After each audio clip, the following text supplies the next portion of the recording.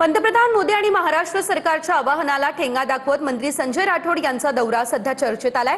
मंत्री महोदय हेलिकॉप्टरने नागपूरहून वाशिमला लँड झाले आणि तिथून 22 गाड्यांचा ताफा घेऊन ते पुढच्या स्थळी रवाना झाले। त्यासाठी पाहूयात हा रिपोर्ट। मेरी देश के हर नागरिक से अपील है, जहां संभव हो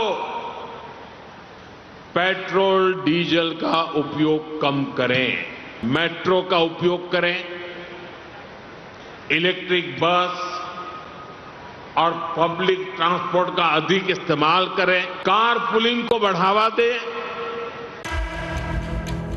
वाहन कमी वापरा हे पंतप्रधान मोदींचं आवाहन तुम्ही ऐकलं।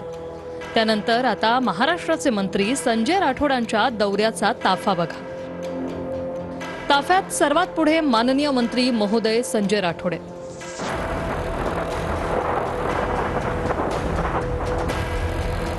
आणि त्यांच्या पाठीमागे 1 2 3 4 5 6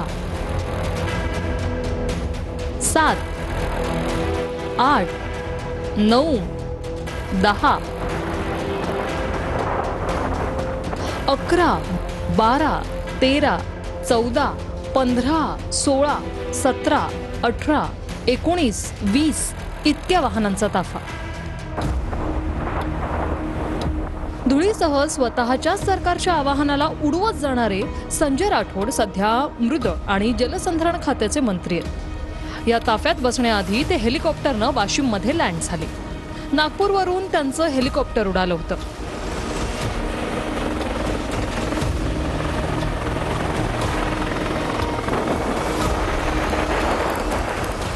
हेलिकॉप्टर लँडिंग वेळी उडालेला फुफाटा खाली बसत नाही, तोच आपले मंत्री 20हून अधिक गाड्यांच्या ताफ्यांनी धूळ उडवत गेले।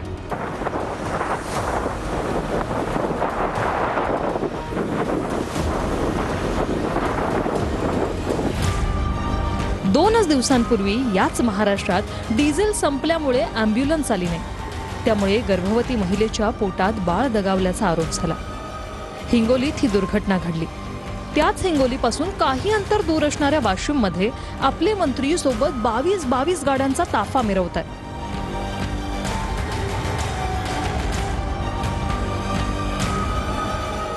मंत्र्यांच्या ताफ्यातल्या महागड्या फॉर्च्युनर कार फक्त 10 किलोमीटरचा ॲव्हरेज देणारे असतात। म्हणजे मंत्री आपल्या ताफ्यातल्या 20 गाड्यांवर जितकं 1 किलोमीटरला इंधन जाळत आहेत, तितक्याच इंधनासाठी शेतकरी रात्रंदिवस पंपावर उभा आहे। जो काही ताफा होता तो अर्ध्यावर आम्ही केलेला आहे। काही गोष्टी ज्या आवश्यक आहेत त्याच आम्ही या ठिकाणी स्वीकारतोय।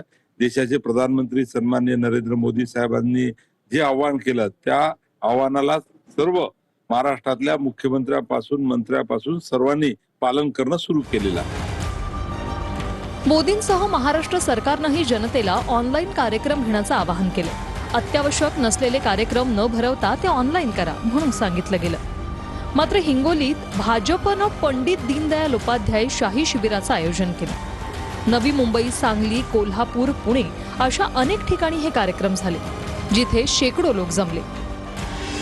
विरोधाभास म्हणजे मोदींनी सद्यस्थितीतली आव्हानं पाहता राष्ट्रहितासाठी लोकांना काटकसर, ऑनलाईन कार्यक्रम आणि बचतीचं आवाहन केलं। आणि भाजपनं लोकांना बोलवून जो शिबिराचा कार्यक्रम भरवला, त्याचा हेतू कार्यकर्त्यांना समकालीन आव्हानांबद्दल सज्ज करणं हाच होता।